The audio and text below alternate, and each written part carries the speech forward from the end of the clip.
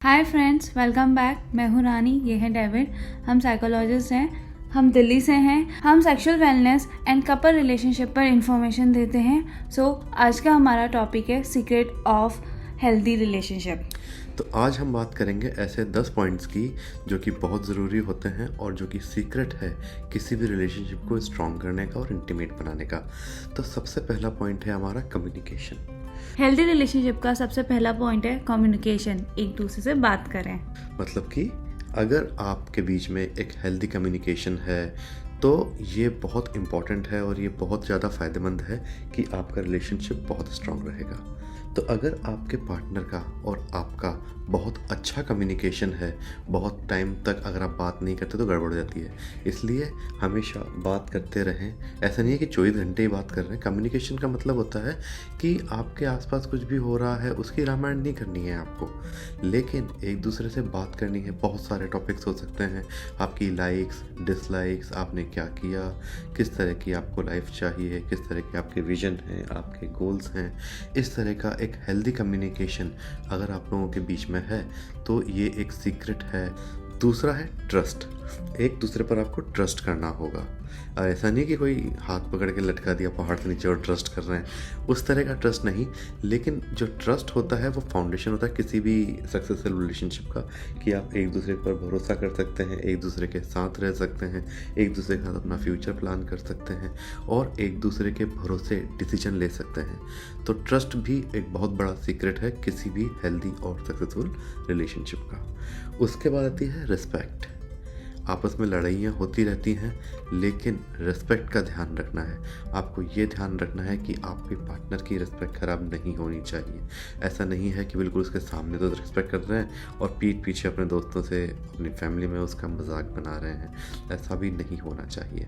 Respect होनी चाहिए सामने भी और पीछे भी, और कोशिश करनी चाहिए कि आप अपने पार्टनर को रिस्पेक्ट कर रहे हैं और ये मेक श्योर कर रहे हैं कि बाकी लोग भी जो कि आपको जानते हैं उनके सामने भी आपने इस तरह का एक परसेप्शन बना रखा है कि मेरा पार्टनर जो है वो रिस्पेक्टफुल है और उसकी रिस्पेक्ट होनी चाहिए। खुद रिस्पेक्ट करो, अपनी पार्टनर की रिस्पेक्ट कराओ।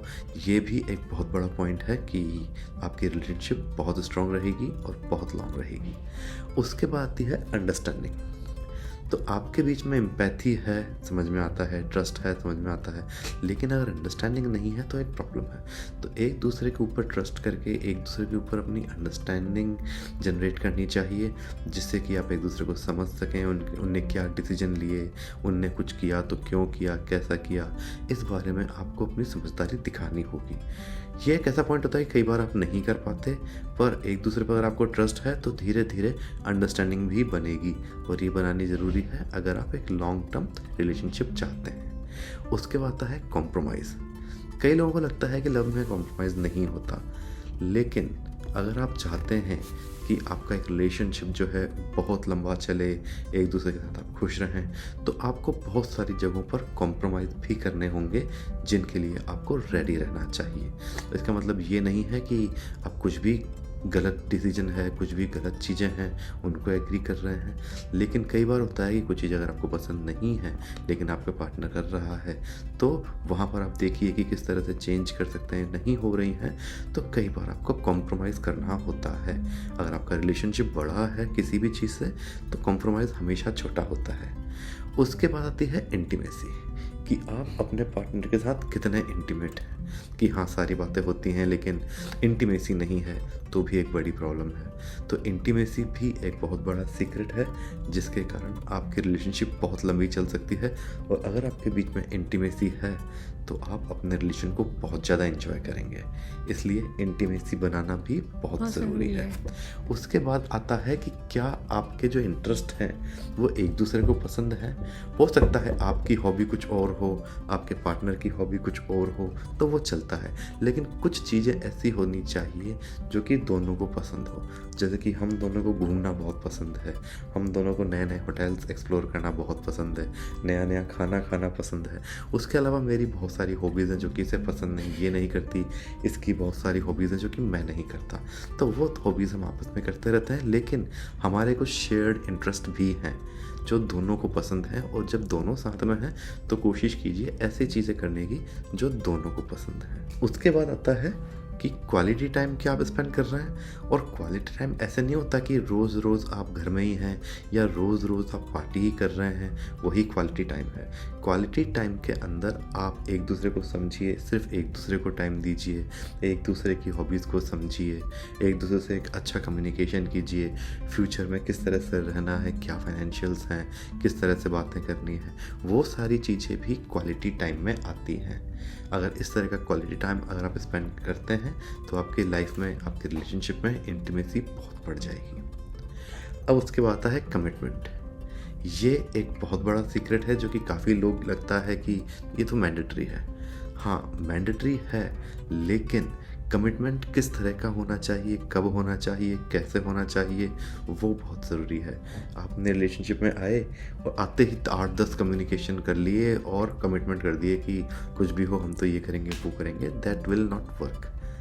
जो आपके कमिटमेंट हैं वो लाइफ लॉन्ग होंगे, तभी होंगे जब आपने सोच समझ के किए हैं, एक दूसरे से डिस्कशन करके किए हैं। और जो कमिटमेंट्स हैं उनको जब आप प्रायोरिटी पर रखते हैं तो आपकी रिलेशनशिप को स्ट्रॉन्ग होने के लिए बहुत सारे पॉइंट मिल जाते हैं। तो ये जो हमारे 10 पॉइंट थे, एक बार मैं रिपीट कर देता हूँ।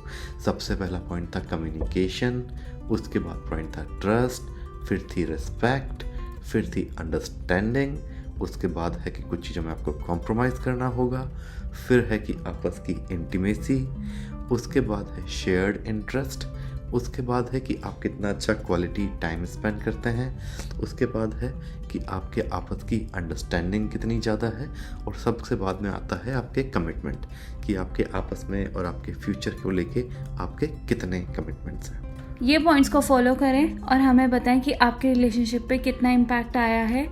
अगर आपको कोई और पॉइंट्स हैं आपके पास जिसके ऊपर हम वीडियोस बना सकते हैं तो प्लीज़ हमें कमेंट बॉक्स में लिख के भेज दीजिए, हम उस पर वीडियो बनाएंगे। इसी के साथ ये टॉपिक हम यहीं फिनिश करते हैं। हमारे चैनल को लाइक करें, सब्सक्राइब करें और शेयर करना बिल्कुल ना भूलें।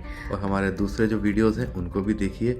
हो सकता है कि आपको हमारे वीडियोस में ऐसी कोई चीज़ मिल जाए जिसके कारण आप अपने रिलेशनशिप को बहुत स्ट्रॉन्ग कर सकते हैं। तब तक के लिए मैं रानी ये खट्टी करेंगे। तब तक के लिए ये रानी, मैं डेविड, आपसे लेते हैं अलविदा। Bye bye. ये खट्टी करने okay okay okay okay okay.